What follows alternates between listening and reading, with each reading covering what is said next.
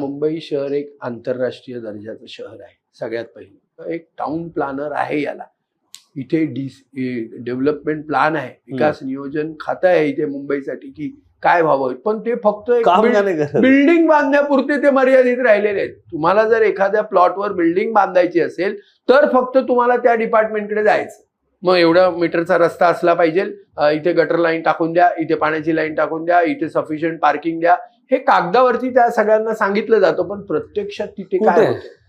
मुंबईमध्ये अनेक प्लॉट असे आहेत की जे रिझर्व आहेत या सगळ्या गोष्टींसाठी, पण ते सगळे इन्क्रोच झालेले आहेत. सगळे इन्क्रोचमेंट काढता येणं आता अशक्य झालेलं आहे. आणि मग तिथे हळूहळू मग काय झालं, मग स्लम इम्प्रुव्हमेंट योजना, स्लम रिडेव्हलपमेंट योजना, जुन्या इमारतींचं रिडेव्हलपमेंट योजना. मुंबई शहर तुमच्या हाताबाहेर गेलेलं आहे.